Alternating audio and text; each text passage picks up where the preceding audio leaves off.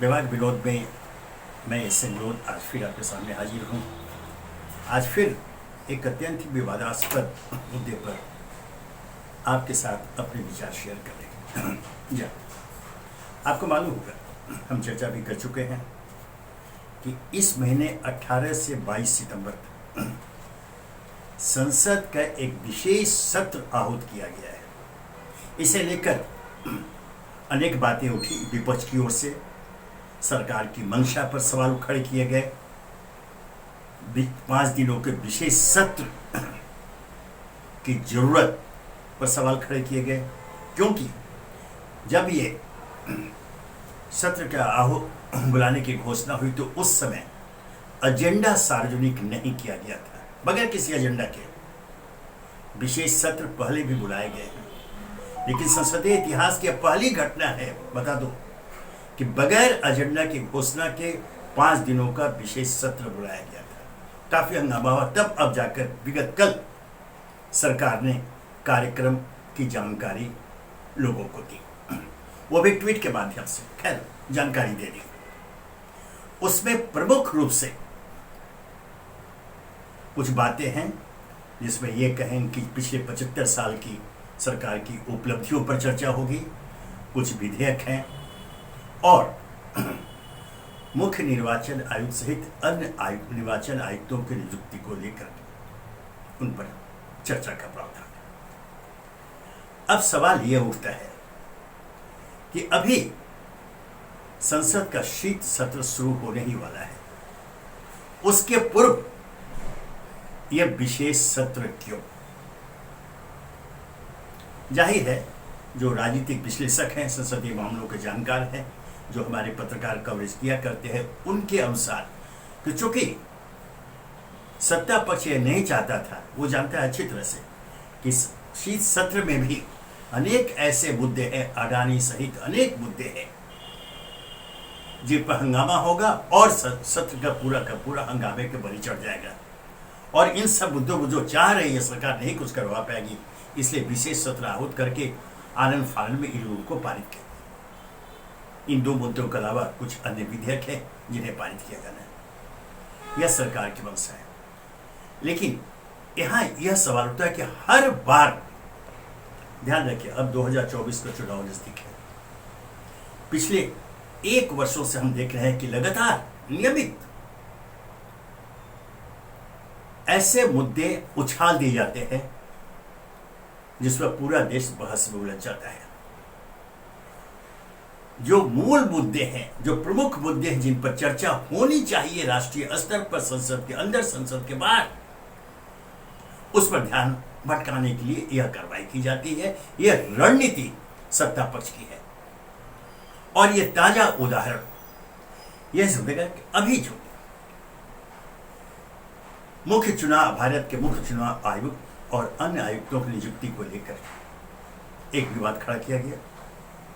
ध्यान रखें, supreme court ने सुझाव दिया था कि नियुक्ति के लिए प्रधानमंत्री, नेता विपक्ष और भारत के मुख्य न्यायाधीश की समिति का गठन हो। लेकिन यहां पर केंद्र सरकार ने सुप्रीम कोर्ट के इस सुझाव को गटर में डालते हुए समिति बनाई, जिसमें प्रधानमंत्री, नेता विपक्ष और एक अन्य केंद्रीय मंत्री, सुप्रीम कोर्ट के मुख्य न्यायाधीश को नहीं शामिल किया गया।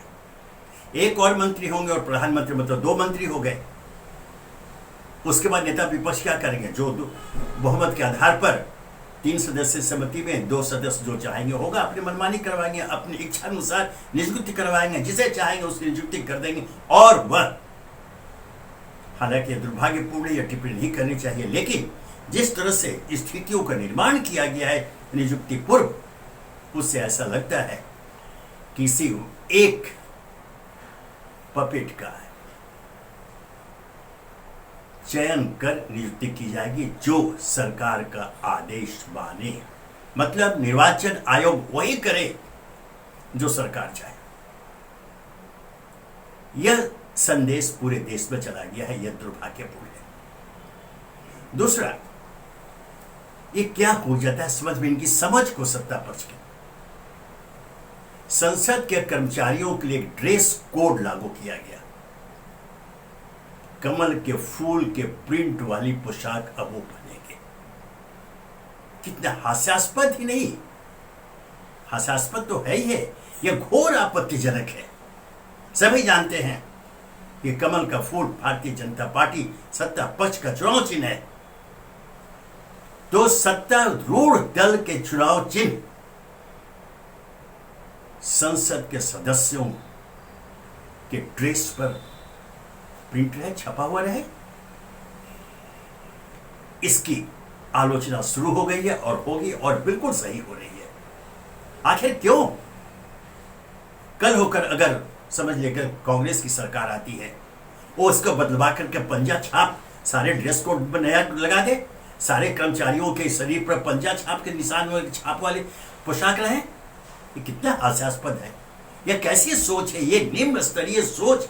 आखिर भारतीय जनता पार्टी जो चाल चरित्र चेहरा के लिए सुख्यात रही है, वहां अच्छे अच्छे विचारकों की लंबी पंक्ति मौजूद है, वहां से ऐसे विचार आते कैसे हैं? देश भौचक है। स्वयं भारतीय जनता पार्टी की विचारधारा से सहमति जताने वाला बड़ा वर्ग भी आश्चर्यचकित है कि आखिर ऐसा क्यों? कमल छाप ड्रेस संसद के कर्मचारियों के लिए घोर घोर घोर आपत्तिजनक है। इस पर पुनर्विचार करे सरकार, हालांकि वो नहीं करेगी, लेकिन अगर मैं यहां कह रहा तो मैं एक जन भावना को यहां प्रस्तुत कर रहा हूं। मानना मानना मानना उनका काम है, नहीं मानेंगे हम जानते हैं, क्योंकि वही करेंगे जो वे चाहते हैं। अर्थात अपनी मनमानी के लिए ये सरकार जो है अब सने सने कुख्यात होती जाती है। यह स्थिति अत्यंत ही भयावह है। लोकतंत्र के अस्तित्व के लिए इस बात को ध्यान में रखिए, क्योंकि आने वाले दिनों में जब चुनाव होंगे, चुनाव पूर्व जो ये हो रही है, अभी जैसे मैंने कि 5 दिनों का जो विशेष सत्र आहूत किया गया है, उसमें जो चर्चाएं होंगी जिन मुद्दों को लेकर के, उससे इतर एक कमल छाप ड्रेस कोड आदि की चर्चा शुरू कर दी गई है। यह एक सोची समझी रणनीति के तहत है।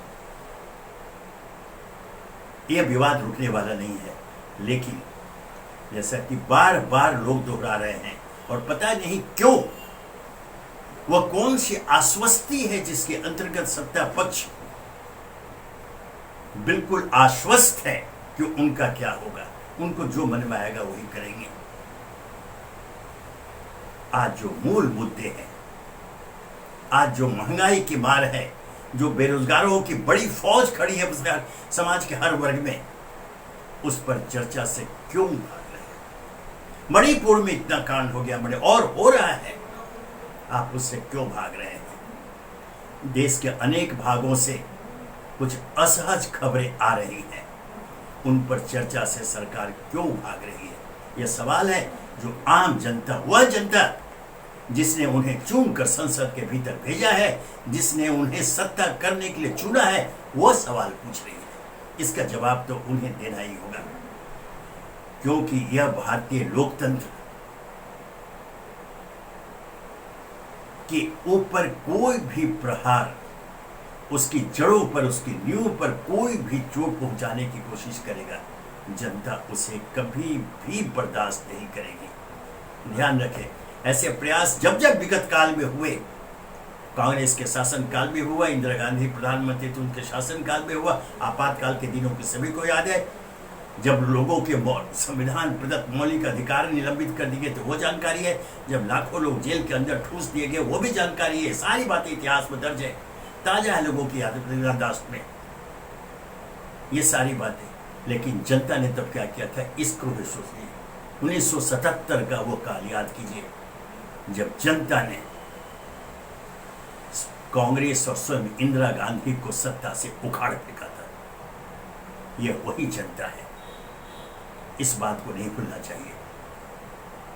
प्रधानमंत्री नरेंद्र मोदी के नेतृत्व में सरकार ने अनेक ऐसे कल्याणकारी योजनाओं की शुरुआत की है जिसका सीधा लाभ आम वर्ग को मिलने वाला है, मिलना शुरू भी हो गया है।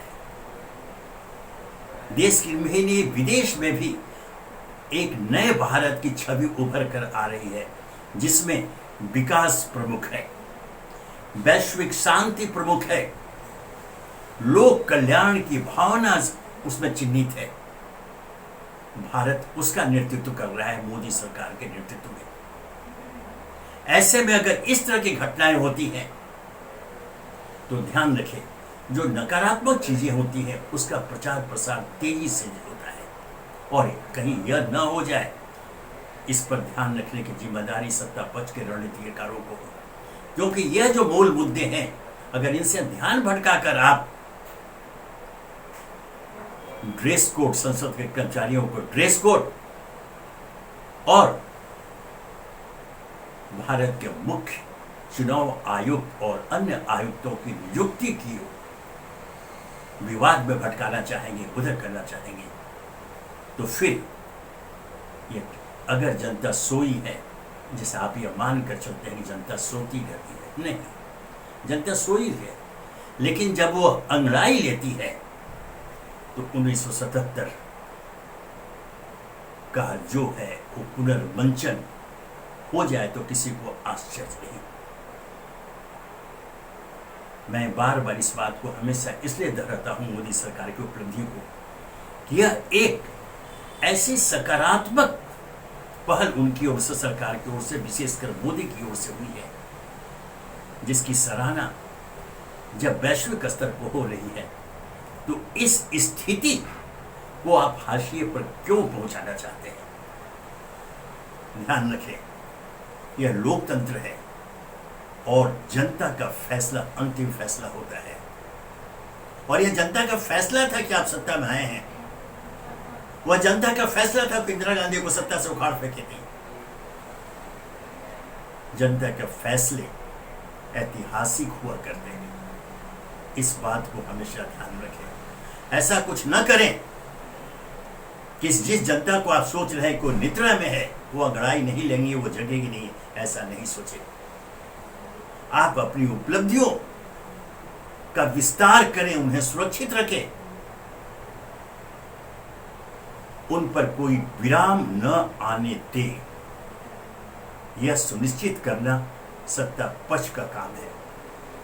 क्योंकि ये दो मुद्दे जो अभी हम उठा रहे हैं, विशेष रूप से मुख्य चुनाव आयुक्त की नियुक्ति को लेकर अन्य आयुक्तों का, इसका एक अत्यंत ही नकारात्मक संदेश आम जनता के बीच गया है कि केंद्र सरकार अपनी पसंद के किसी तोते को उस पद पर बैठाना चाहती है जो उनके इशारे पर जुबान खोले, हरकत में आए। यह संदेश चला गया है और अब प्रतीक्षा है कि किसकी नियुक्ति होती है और उनकी क्या कार्रवाई थी। क्योंकि ध्यान रखना है, यह विशेष सत्र के बाद यह समझना कि शीर्ष सत्र होने वाला है और चुनाव आने वाले इसके पूर्व अभी 5 राज्यों में विधानसभा के चुनाव होने जा रहे हैं, जिनमें 3 प्रमुख राज्य हैं, राजस्थान, मध्य प्रदेश और छत्तीसगढ़। इनके चुनाव परिणाम निश्चय ही 2024 के लोकसभा के चुनाव को प्रभावित करेंगे। किस रूप में करेंगे यह नहीं कह सकते, लेकिन करेंगे। अब जितने भी भारतीय जनता पार्टी अर्थात सत्ता पक्ष की परेशानी यह है, बेचैनी यह है कि जितने भी संकेत मिल रहे हैं चुनाव पूर्व सर्वेक्षण के या विशिष्ट राजनीतिक समीक्षकों के, वह भारतीय जनता पार्टी के लिए बेचैनी पैदा करने वाले संकेत है, इसमें कोई शक नहीं है। यह तीनों राज्यों में भारतीय जनता पार्टी की स्थिति बहुत अच्छी तो नहीं ही मानी जाएगी। हालांकि एक पक्ष यह भी मौजूद है कि 2019 के लोकसभा चुनाव के पूर्व 2018 में जब इन राज्यों में विधानसभा के चुनाव हुए थे तब भी भारतीय जनता पार्टी राज्यों में हारे थे, कांग्रेस पार्टी की सरकार बनी थी। लेकिन उसके बाद जब लोकसभा के चुनाव हुए तो इन राज्यों में लोकसभा की सीटों पर भारी जीत भारतीय जनता पार्टी की हुई थी यह अभी दर्ज है, हाल की घटना है, पिछले चुनाव की घटना है। इस आलोक में पूरे विश्वास के साथ यह कोई भी राजनीतिक समीक्षक नहीं कर सकता कि इन राज्यों के विधानसभा चुनावों के परिणाम लोकसभा चुनाव को बुरी तरह प्रभावित करेंगे, ऐसा कोई नहीं कर सकता। पिछले चुनाव के जो मैंने उदाहरण दिए उसके आलोक में यह निश्चित है कि विधानसभा चुनाव में मतदाता की सोच कुछ अलग होती है। स्थानीय मुद्दे वहां काम आते हैं, स्थानीय मुद्दों के आधार पर मतदान होता है, जबकि लोकसभा में राष्ट्रीय मुद्दे काम करते हैं। राष्ट्रीय मुद्दों के आधार पर मतदाता अर्थात जनता अपना मत प्रकट करती है, यह तय है। लेकिन इसका अर्थ यह नहीं कि सत्ता पक्ष सत्ता के मद में मदान धो अपनी मनमानी करे। यह एक चेतावनी है, यह एक सकारात्मक चेतावनी है, यह एक तटस्थ चेतावनी है सत्ता पक्ष को कि आप सब कुछ करें, लेकिन जन आकांक्षा को रौंदने की कोशिश न करें, लोकतंत्र की नींव पर चोट पहुंचाने की कोशिश न करें। और हालिया दिनों में बल्कि पिछले 9-10 वर्षों में जो नरेंद्र मोदी के नेतृत्व में जो अच्छी उपलब्धियां हुई है वैश्विक स्तर पर, जिनकी प्रशंसा हो रही है और जिसका सकारात्मक प्रभाव आम जनता को मिल पर पड़ा है, उन उपलब्धियों को व्यर्थ न जाने दें, क्योंकि एक चूक अब थोड़े कुछ माह शेष रह गए हैं। सावधानी बरतें, क्योंकि एक चूक इन 10 साल की उपलब्धियों को बेकार कर सकती है।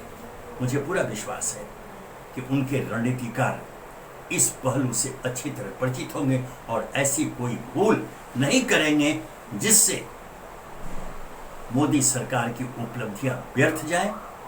इतनी विशाल उपलब्धियां जो मौजूद है, जिसके आधार पर स्वयं प्रधानमंत्री मोदी देश ही नहीं विदेश में भी सगर्व अपनी बातों को रखते हैं और भारत माता के माथे पर मुकुट दर मुकुट मुकुट दर मुकुट बनाते चले जाते हैं। वो सारे प्रयास व्यर्थ न जाए, इसकी जिम्मेदारी सत्ता पक्ष के रणनीतिकारों पर है। फिर दोहरा दो, सत्ता पक्ष के रणनीतिकार ही संसद के विशेष सत्र जो 5 दिनों का है उसको पुनः दोहराते हुए उनका एजेंडा सामने आ गया, सब कुछ हो गया है। लेकिन इस बात को न भूलना चाहिए, न तो सत्ता पक्ष भूले न विपक्ष भूले, आम जनता तो नहीं भूली है कि संसद सर्वोच्च है। स्वयं एक अवसर पर तत्कालीन प्रधानमंत्री प्रथम प्रधानमंत्री पंडित जवाहरलाल नेहरू ने कहा था कि संसद सर्वोच्च है। एक कानून के संसद द्वारा पारित एक कानून पर जब प्रतिकूल टिप्पणी सर्वोच्च न्यायालय की ओर से आई थी तो संसद के अंदर प्रधानमंत्री जवाहरलाल नेहरू तब बिफर उठते और उन्होंने चिल्ला कर कहा था कि संसद सर्वोच्च, parliament is supreme, they should not forget. ध्यान रखें, यह अपनी जगह तथ्य मौजूद है, बावजूद उसके चूंकि परिस्थितियां बदल चुकी है। भारतीय लोकतंत्र अब एक मजबूत अवस्था में पहुंच चुका है, भारतीय जनता उसे मजबूती प्रदान कर रही है। इसलिए संसद की सर्वोच्चता को ध्यान में रखते हुए सत्ता पक्ष कोई ऐसे कदम न उठाए जिससे जन आकांक्षा प्रतिकूल रूप से प्रभावित हो। भारतीय जनता पार्टी के जीत के संवाहक बनेंगे, इसलिए यह आशा व्यर्थ नहीं है, निर्मूल नहीं है कि सत्ता पक्ष के रणनीतिकार मोदी एवं मोदी सरकार की उपलब्धियों को गटर में नहीं फेंके जाने देंगे। धन्यवाद।